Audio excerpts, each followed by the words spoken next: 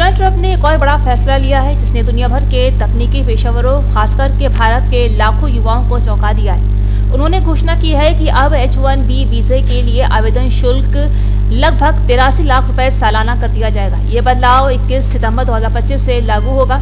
इस फैसले का सबसे ज्यादा असर भारत पर होगा क्योंकि हर साल सबसे ज्यादा H-1B वीजा पाने वाले उम्मीदवार भारतीय ही होते हैं। जी आपको बता दें कि H-1B वीजा एक खास प्रकार का वर्क वीजा होता है, तो अमेरिका उन विदेशी पेशेवरों को देता है जिनकी तकनीकी या विशेष योग्यता वाली नौकरियों में जरूरत होती है। भारत की बड़ी IT कंपनियां जैसे कि TCS, इन्फोसिस, विप्रो और HCL हर साल हजारों कर्मचारियों को अमेरिका भेजती है। अभी तक वीजा फीस कुछ $1000 होती है, लेकिन अब एक ही वीजे के लिए इतने डॉलर देने होंगे जो बहुत बड़ा आर्थिक बोझ होगा। इसका मतलब ये है कि अब हर कर्मचारी को अमेरिका भेजने से पहले कंपनी को करोड़ों रुपए का खर्च सोचना पड़ेगा।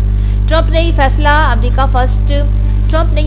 अमेरिका फर्स्ट नीति के तहत लिया है। उनका कहना है कि अमेरिका में नौकरियों पर सबसे पहला हक अमेरिकी नागरिकों का है। उनका मानना है कि विदेशी कामगार, खासकर एशियाई जैसे देश भारत से आने वाले लोग कम पैसे में काम करते हैं, जिससे अमेरिकी युवाओं को नौकरी नहीं मिल पाती है। इसलिए वो H-1B वीजे को महंगा बना रहे हैं ताकि कंपनियां विदेशी कर्मचारियों की जगह स्थानीय अमेरिकियों को नौकरी दें। हालांकि इस फैसले की काफी आलोचना भी हो रही है। विशेषज्ञों का मानना है कि अमेरिका के लिए नुकसानदायक हो सकता है क्योंकि तकनीकी क्षेत्र में सबसे ज्यादा काबिल लोग भारत जैसे देशों से ही आते हैं। अगर अमेरिका टैलेंट को आकर्षित नहीं कर पाएगा तो उसकी कंपनियों की प्रगति धीमी हो जाएगी। तो ही अब सवाल ये होता है कि क्या ये फैसला स्थायी रहेगा या आने वाले समय में अमेरिका सरकार इस पर दोबारा विचार करेगा। फिलहाल ट्रंप के इस ऐलान से भारतीय कंपनियों, छात्रों और पेशेवरों के सामने एक नई चुनौती खड़ी हो गई है, लेकिन इसी चुनौती में भारत के लिए एक मौका भी छिपा है। अगर भारत अपनी तकनीकी क्षमताओं का सही इस्तेमाल करे तो वो दुनिया का अगला टेक लीडर बन सकता है। ऐसे में जरूरत है भारत